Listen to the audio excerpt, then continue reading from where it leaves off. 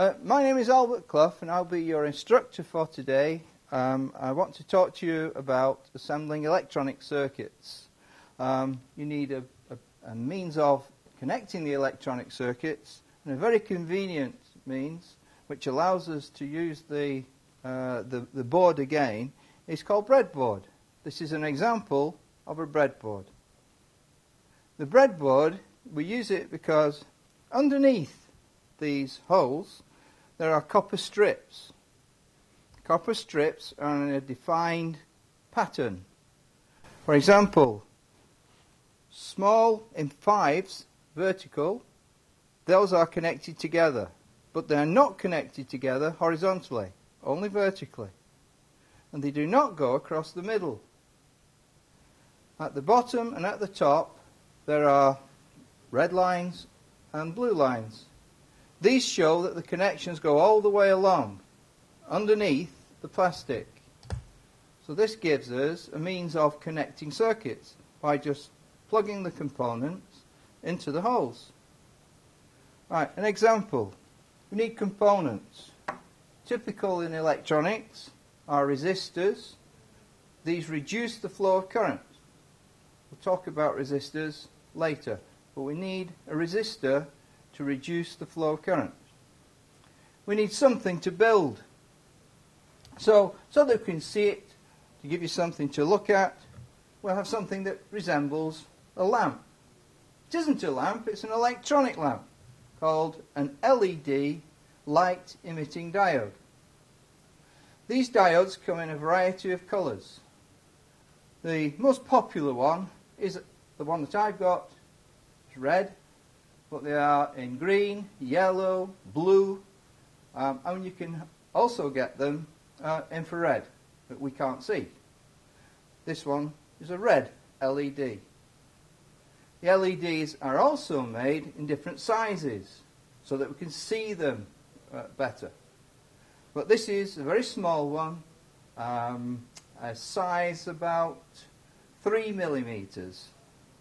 If you'll notice with the LED, one leg is a little bit shorter than the other.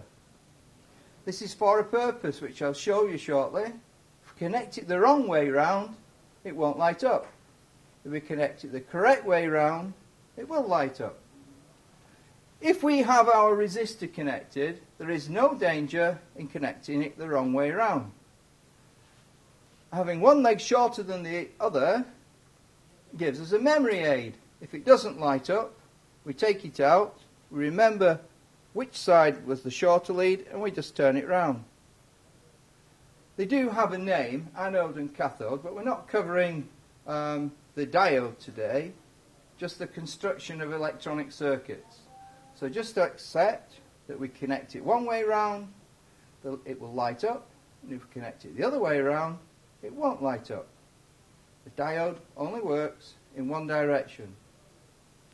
Okay, so we have the assembly board, the breadboard. We've got something which gives us the light. It's not a lamp, it's like a lamp, but it's called a light emitting diode. Then we have something to reduce the current, which is called a resistor. Resists the flow of current. In addition, you need to provide power. You need something to provide the current. In this case, we're going to use a battery. The battery voltage is easy to identify because it's on the side of the battery. This one is a 9-volt battery. The polarity of the battery is identified by the black and the red leads. Red is positive and black is negative. So if we take our board, I'll show you one board that's working.